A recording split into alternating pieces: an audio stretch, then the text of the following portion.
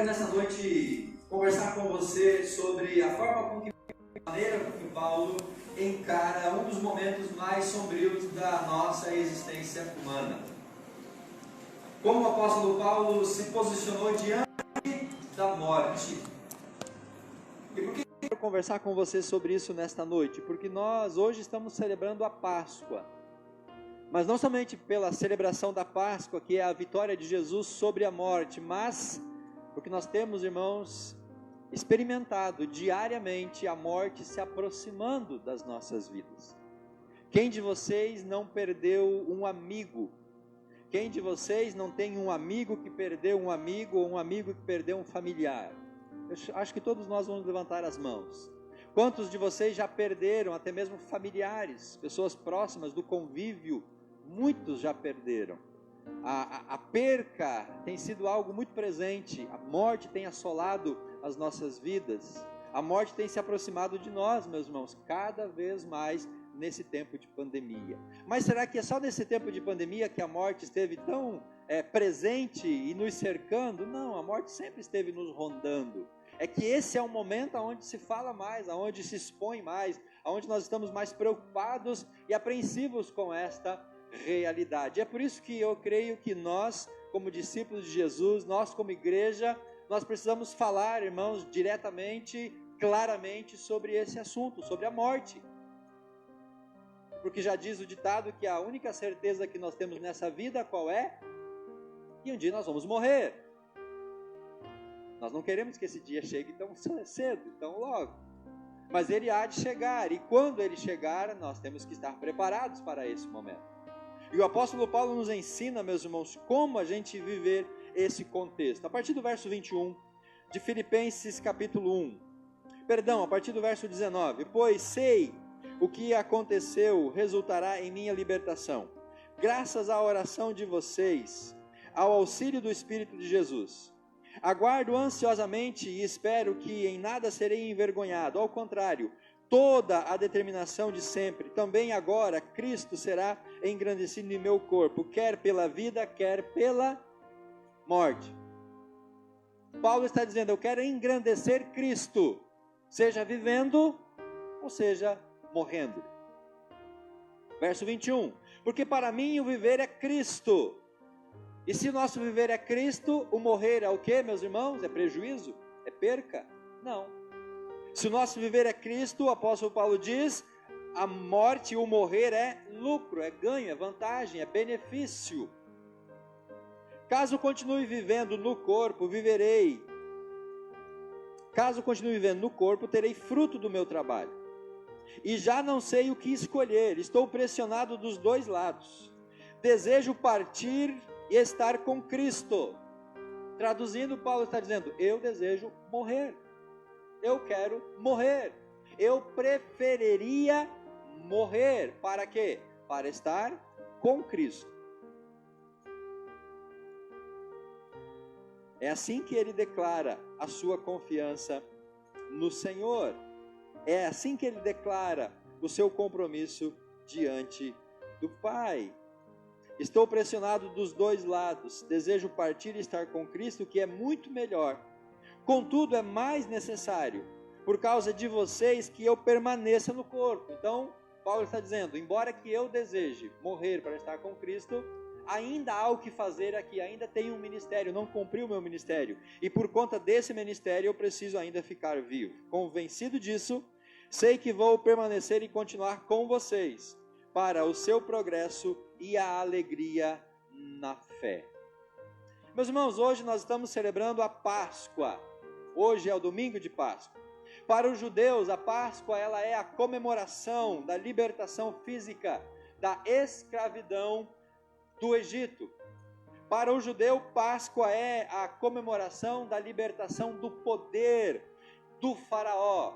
Depois de 430 anos escravos, eles agora estão desfrutando de um princípio de liberdade. A Páscoa judaica foi instituída no livro do Êxodo, no capítulo 12. Você pode ler o texto outrora, depois. Eu não vou entrar nos detalhes dessa instituição e nem na maneira com que Cristo cumpre cada um dos elementos da Páscoa judaica. Mas o fato é que ela foi instituída em Êxodo capítulo 12. E depois desse momento, a Páscoa todos os anos era celebrada pelos judeus, uma vez por ano. E celebravam a Páscoa uma vez por ano para não esquecer. Eles celebravam a Páscoa para lembrar daquilo que Deus havia feito por eles, da libertação que Deus havia concedido da escravidão. Lembrar de como Moisés os libertou daquele jugo do faraó e como Deus os conduziu graciosa e milagrosamente pelo deserto por 40 anos até a terra prometida, a terra de Canaã, a terra que mana o leite e o mel, e para os judeus a terra do descanso. A Páscoa para os judeus é a celebração da libertação física e a chegada, estar na terra do descanso. Para nós cristãos, a Páscoa também é a celebração da liberdade. A Páscoa também é a celebração da vitória. Mas a nossa liberdade, ou aquilo que nós celebramos, não é uma liberdade física meramente. Nós celebramos a liberdade espiritual, a libertação do jugo do pecado, da escravidão que o diabo impunha sobre as nossas vidas. O nosso libertador é Jesus Cristo. Foi Ele quem morreu na cruz. E lá na cruz, Ele vence Satanás. Lá na cruz, Ele vence o pecado. Lá na cruz, Ele derrota o nosso inimigo. E pela morte de Jesus na cruz, Ele então nos liberta do poder da morte. Porque a cruz, ela tem a sua consumação na ressurreição. Quando Jesus ressuscita ao terceiro dia, então ele vence aquilo que o Apocalipse vai dizer que é o último inimigo a ser vencido, que é a morte. Então Jesus, na sua morte e na sua ressurreição, ele nos dá a plena vitória. E é por isso que nós comemoramos a Páscoa. Nós celebramos esta data para lembrar daquilo que Jesus fez na cruz do Calvário e que a sua ressurreição nos dá também a garantia de podermos um dia, em Cristo, ressuscitarmos e vencermos a morte. Essa libertação nos permite peregrinar neste mundo, porque nós estamos aqui apenas de passagem. Nós somos peregrinos e nós estamos a caminho da nossa terra prometida, tal qual os israelitas durante 40 anos. Nós estamos a caminho da nossa Canaã celestial, lá aonde nós iremos então, irmãos, desfrutar e descansar eternamente das aflições deste mundo tenebroso, como Jesus disse: no mundo tereis aflições, mas tenham bom ânimo, eu venci o mundo. Se nós estamos aqui de passagens, meus irmãos, se nós vamos descansar na eternidade, então eu digo para você, não há porquê nós temermos a morte, porque a morte é a passagem para desfrutarmos da eternidade na presença do Senhor. Se os judeus, por um lado, tiveram que atravessar o Mar Vermelho e depois o Rio Jordão para chegar na sua Canaã, na sua terra do descanso, nós precisamos cruzar a fronteira chamada morte para podermos entrar na nossa terra do descanso, no nosso sossego. A fronteira chamada morte vai ser vencida na ressurreição, e aí então nós estaremos descansando com o Senhor. Por isso, meus irmãos, que a morte não é um evento para nós temermos, não é um evento também para nós desejarmos, mas é um evento para nós nos prepararmos para ele, e quando ele chegar, nós estamos então preparados para vencer este momento nas nossas vidas. Estar com Cristo no descanso eterno, todos nós queremos, sim ou não? Você quer estar com Cristo no céu? Amém! Agora, passar pela morte para desfrutar da eternidade não é uma ideia que agrada a todos. Ou a ideia da morte te agrada? A ideia de você morrer hoje te agrada? Você ora para Deus te levar? Imagino que não. Mas qual é a maneira de nós estarmos na eternidade e desfrutarmos do descanso eterno com Jesus? Ou morrendo, ou Jesus nos arrebatando na sua segunda vinda. Outra maneira não há para desfrutarmos do descanso eterno. Irmãos, eu estou falando isso para você não para te assustar, mas te dar tranquilidade. Para que você possa trazer paz ao seu coração. Para que você possa estar preparado. Porque se você tem medo de morrer, querido, desculpa, você ainda não está salvo por Jesus Cristo. Se você tem medo de morrer e não está sabendo o que vai acontecer depois da morte, ainda você não é salvo por Jesus Cristo. A ideia da morte, ela não nos agrada. Nisso há uma grande contradição, pois não há como estar na presença de Cristo sem morrer, a não ser que você seja um Enoque que foi arrebatado por Deus. Outrora nós temos que morrer para estar na presença dele. A morte é bem-vinda, mas ela não é desejada. Pelo contrário, nós fazemos de tudo para enganá-la ou para restaurar a sua, ou retardar a sua ação em nós. Fazemos ou não fazemos de tudo para retardar, quanto mais possível, a chegada da morte? Fazemos isso. E devemos fazer isso. Devemos viver cada momento, cada instante, cada segundo que Deus tem para as nossas vidas.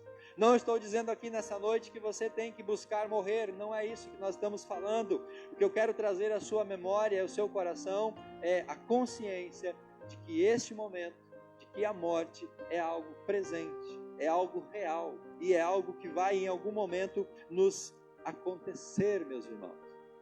É justamente sobre a maneira como nós lidamos com a morte que o apóstolo Paulo nos ensina no texto dos Filipenses. E é isso que nós queremos aprender nessa noite, como lidar com a morte. Não só aqui em Filipenses, mas também no texto de 1 Coríntios capítulo 15, Paulo dá uma lição, faz um tratado extenso sobre a morte. E é importante nós termos essas percepções.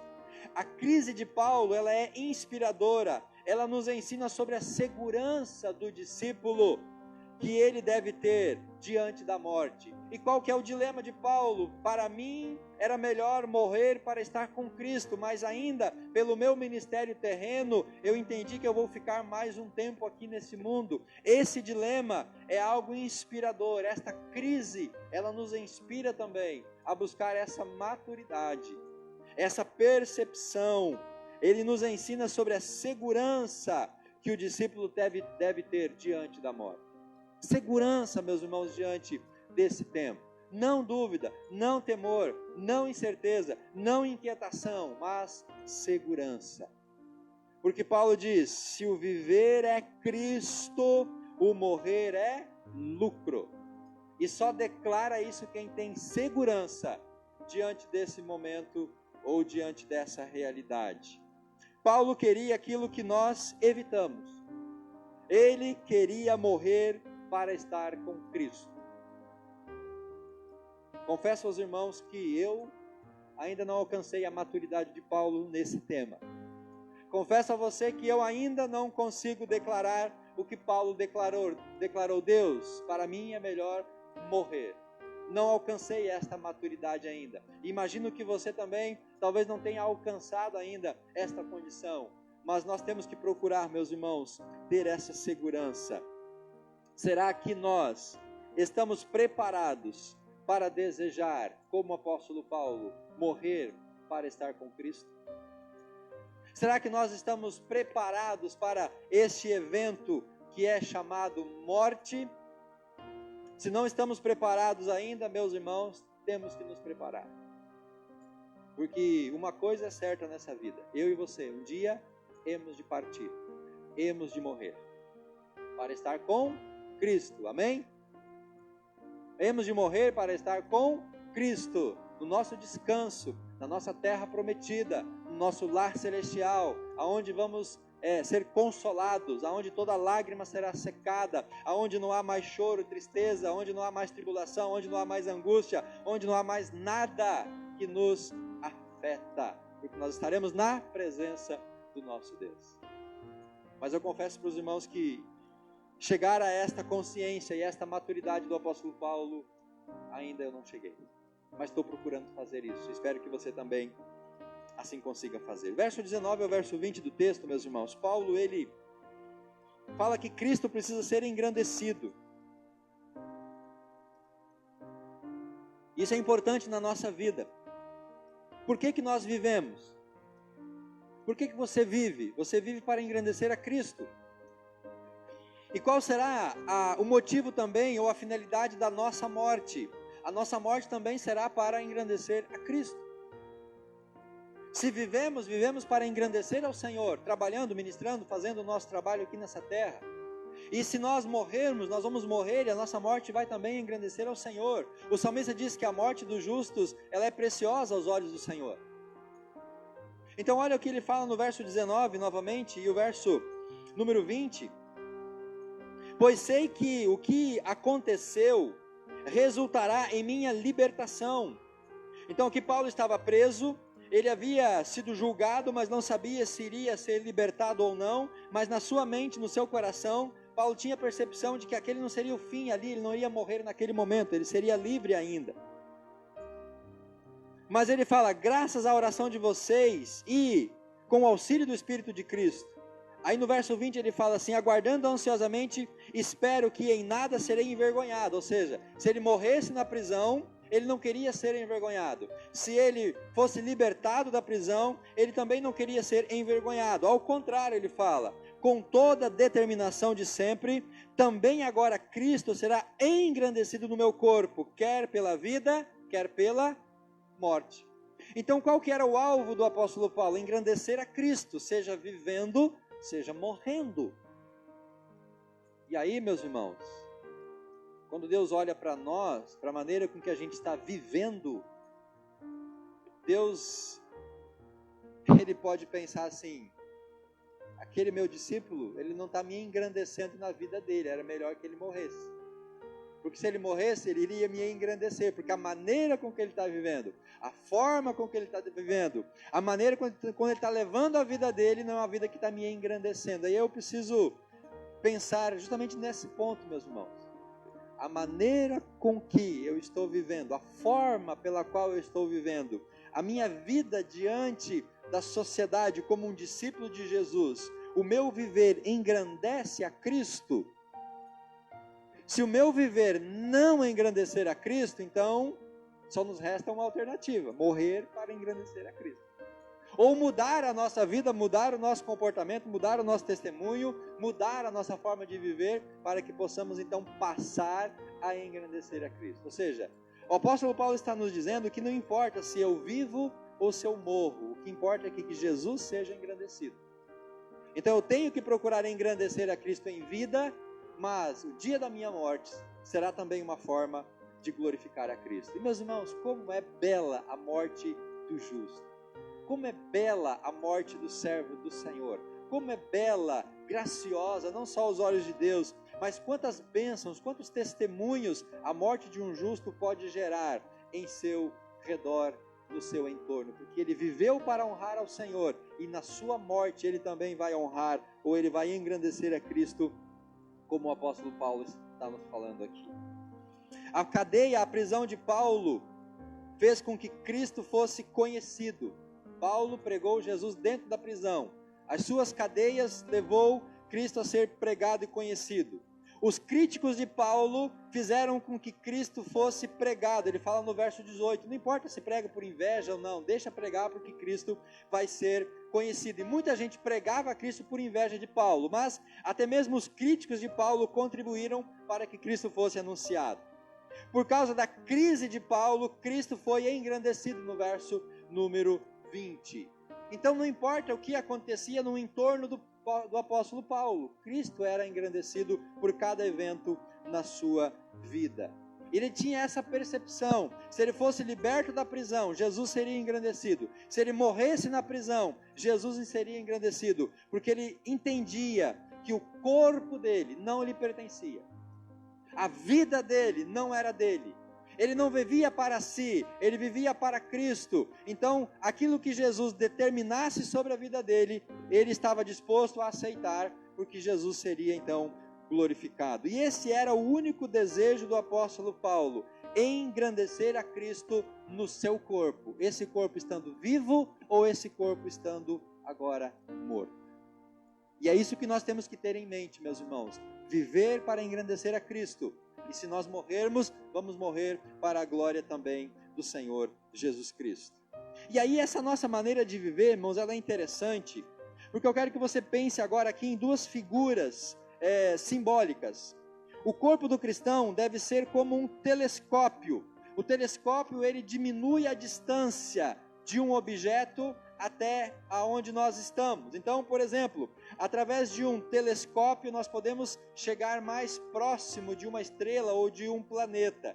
Então, nessa comparação, a nossa vida, o nosso corpo, ele vai diminuir a distância entre Jesus Cristo e as outras pessoas. Nós seremos uma forma de levar Jesus para mais perto dessas pessoas.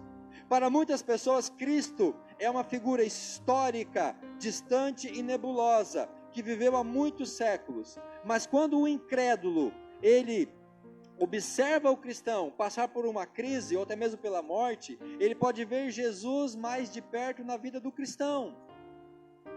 Então as nossas tribulações, as nossas crises, elas nos permitem ser como que esse telescópio que vai aproximar Jesus da nossa vida.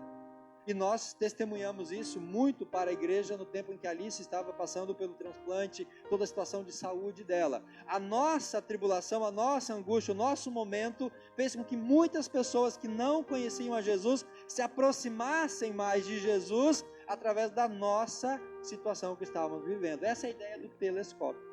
Quando você passa por uma provação, por uma dificuldade, por uma luta, quando você vive uma situação de crise, isso pode aproximar Jesus das outras pessoas, porque essa pessoa vai olhar para você, a maneira com que você está vivendo, e ela então vai ver Jesus na sua vida, um Jesus que antes ela não conseguia enxergar, porque esse Jesus estava muito distante. Para o cristão comprometido, Cristo está aqui, Cristo está agora, Cristo está presente em nós. Mas nós podemos também fazer um outro paralelo, porque se o telescópio ele aproxima algo que está distante, quando a gente pensa no microscópio, ele amplia aquilo que é pequeno. E para muitas pessoas incrédulas, Jesus não é nada grande, Jesus não é nada poderoso, Jesus não é nada Deus, Jesus é apenas um homem, é apenas um personagem histórico. Então as pessoas diante de situações difíceis e dilemas, elas não conseguem depositar a fé nesse Jesus, que é o Senhor, que é o Filho de Deus, que é o Todo-Poderoso, porque para essas pessoas Jesus é quase nada.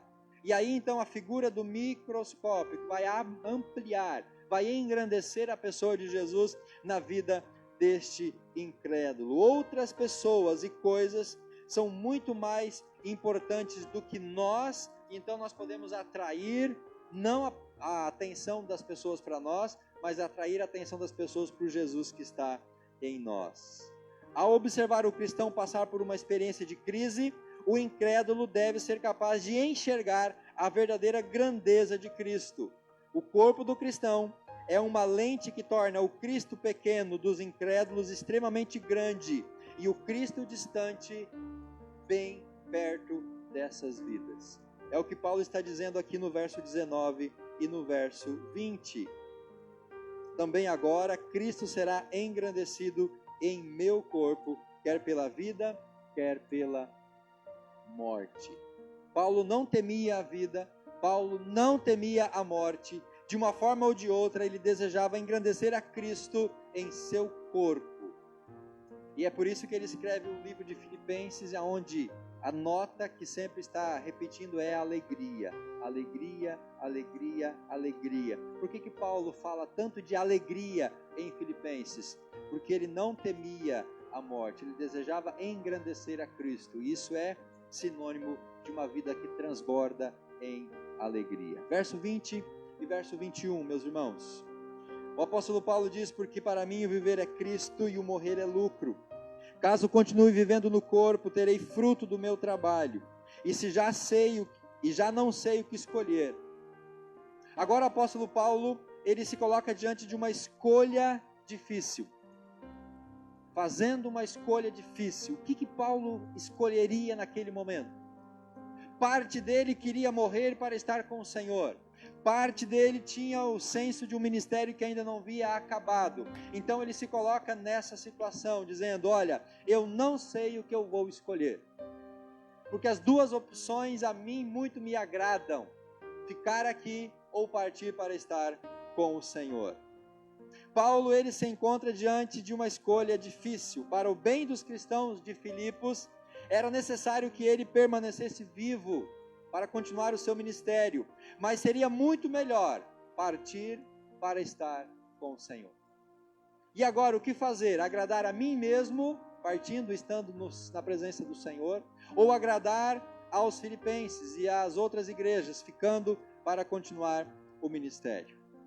O apóstolo então chega à conclusão de que Cristo permitiria que ele vivesse não apenas com o propósito de contribuir para o progresso do Evangelho, mas para o progresso também dos filipenses, para que eles aumentassem na sua fé, que eles pudessem crescer. Desejava que eles desbravassem novas áreas de crescimento e de maturidade espiritual. Paulo compreendeu que mesmo para ele sendo melhor morrer e estar com Cristo, ele deveria ainda ficar para edificar a fé daqueles irmãos. Paulo era um homem extraordinário. Ele se dispôs a adiar a sua ida para o céu, a fim de ajudar os cristãos a crescer na fé. O único motivo para Paulo adiar a sua morte era ajudar as pessoas a crescer na fé.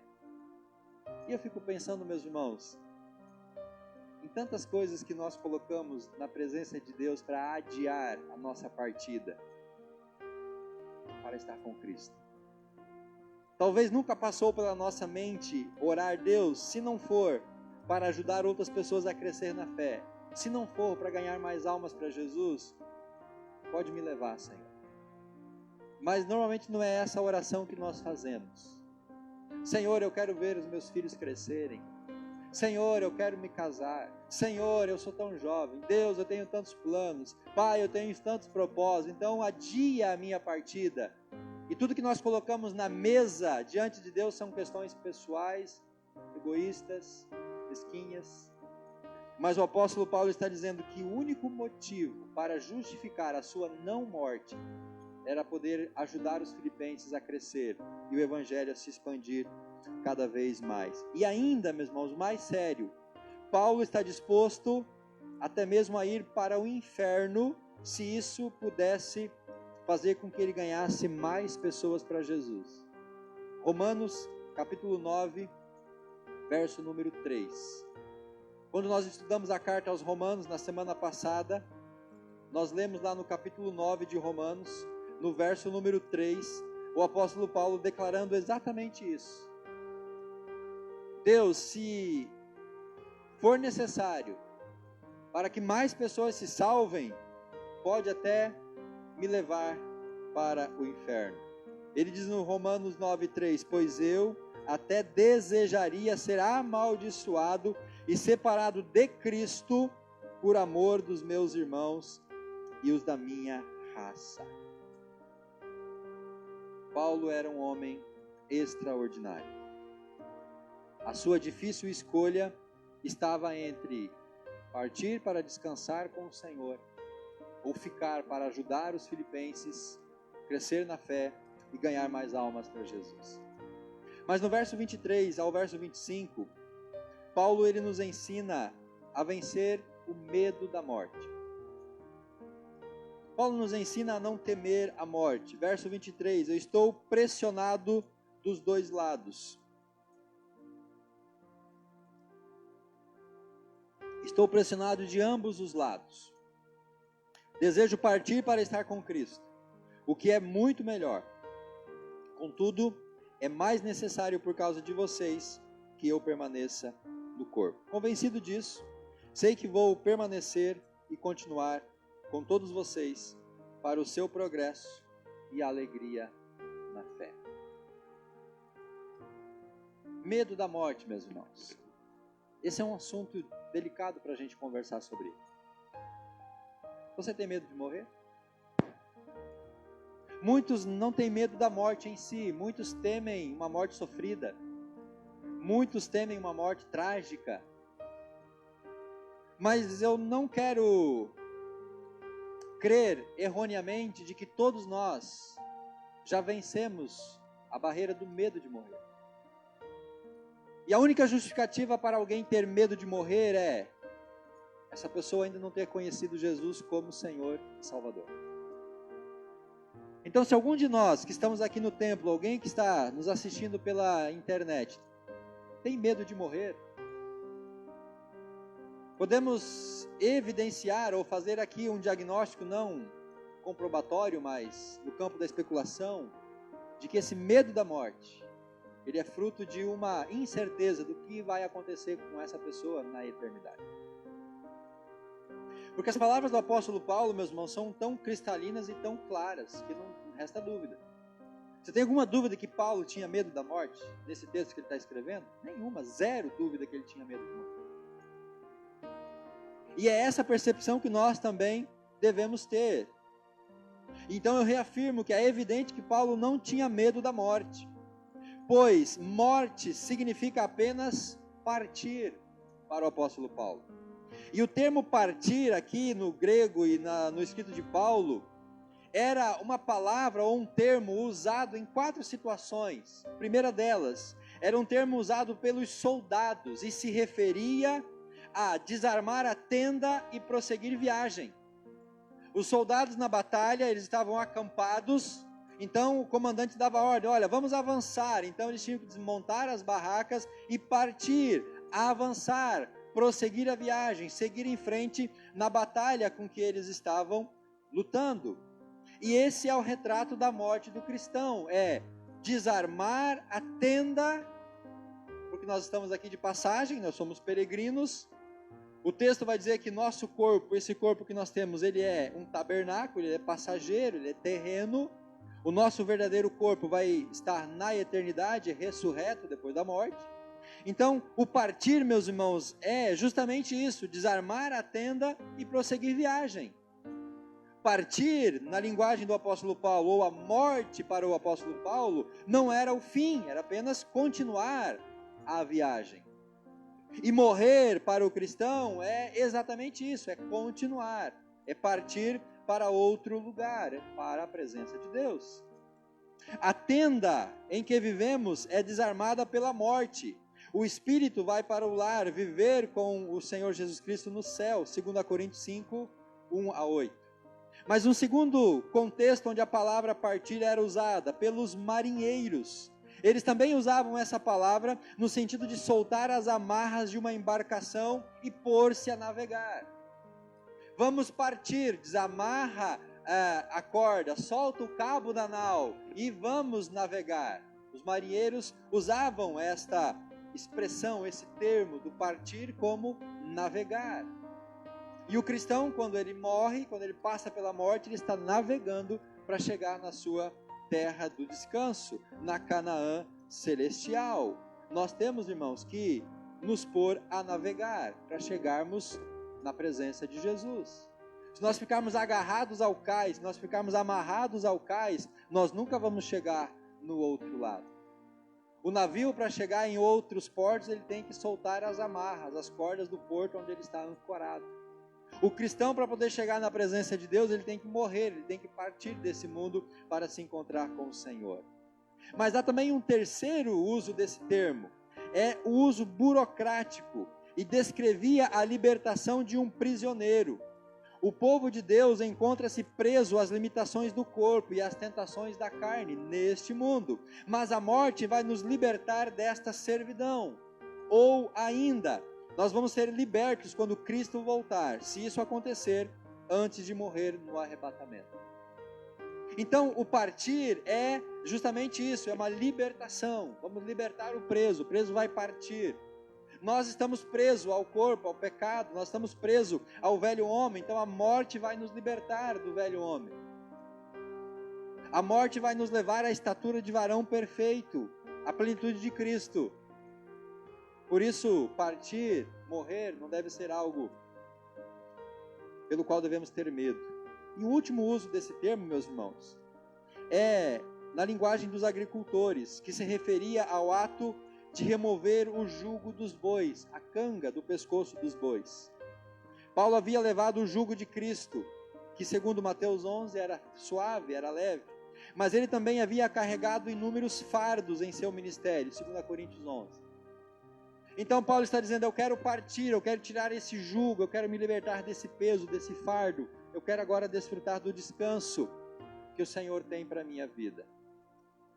Vencer a morte, vencer o medo da morte é entender que nós vamos partir do lugar onde nós estamos para uma condição melhor que nos aguarda. Partir e estar com Cristo significa colocar de lado todos os fardos, pois o seu trabalho na terra estaria consumado. Partir é dizer, Deus, obrigado por esse mundo, por estar aqui, mas esse mundo agora não me atrai mais, eu não quero ficar aqui, já estou pronto para estar com o Senhor, eu quero estar na tua presença, deixa eu sair daqui, deixa eu partir, deixa eu me encontrar com o Senhor. Eu termino, meus irmãos, a minha palavra, voltando ao verso número 21, onde o apóstolo Paulo diz assim, porque para mim o viver é Cristo e o morrer é lucro. E eu termino dizendo para você, morrer é melhor do que viver. E você pode me perguntar assim, pastor, como é que o senhor sabe? O senhor já morreu por acaso? Não morri ainda, graças a Deus. Mas o apóstolo Paulo está dizendo que morrer é melhor do que viver, na condição em que Paulo estava, com a segurança que ele tinha, com a maturidade que ele desenvolveu, com a consciência que ele estava diante do Senhor. Em todos os sentidos, não há coisa alguma que prive uma pessoa determinada de sua alegria. Não há nada que nos prive, meus irmãos, da nossa alegria, da nossa satisfação. Porquanto para mim viver é Cristo, morrer é lucro, diz o apóstolo Paulo. E um autor chamado Maltbie, nome aqui não vou pronunciar, disse assim, a vida é aquilo para o que estamos vivos. O que é a sua vida, meu irmão? O que é a minha vida? A minha vida é aquilo para o qual eu vivo, para o qual eu estou vivo. A minha vida tem sentido naquilo para o qual eu vivo. A minha vida é aquilo para o qual eu vivo. O que mais nos interessa é o que representa a vida para nós. O que me torna desejoso de continuar vivendo é aquilo para o qual eu estou vivendo. E se eu vivo para mim mesmo, lógico que a morte nunca vai passar no radar da minha necessidade ou da minha busca ou do meu querer. Então se eu vivo para mim, se eu vivo para as coisas do mundo, se eu vivo para o ego, se eu vivo para a vaidade, se eu vivo para o aqui e agora, claro, meus irmãos, que nunca a morte vai passar pela nossa mente como um desejo. Mas se nós vivemos para Cristo, aí nós podemos contemplar então a perspectiva da morte. O que mais nos interessa é o que representa a vida para nós. No caso de Paulo, Cristo era a sua vida. Cristo o empolgava e fazia a sua vida valer a pena. Logo, ele queria estar com Cristo. Aonde Cristo estava, meus irmãos? No céu. Então, aonde é que Paulo gostaria de estar? Ele gostaria de estar no céu. E era para lá que ele queria ir, para se encontrar com Cristo no céu. Porque o que valia a pena para o apóstolo Paulo era a sua vida em Cristo. Então, se Cristo já não estava mais aqui neste mundo, e ele vivia para Cristo, ele queria estar onde Cristo estava. E se Cristo estava no céu, ele desejava estar lá. Aonde você deseja estar? Neste mundo? Ou você deseja estar na presença do Senhor na eternidade? Se você puder, fica de pé, meu querido, em nome de Jesus.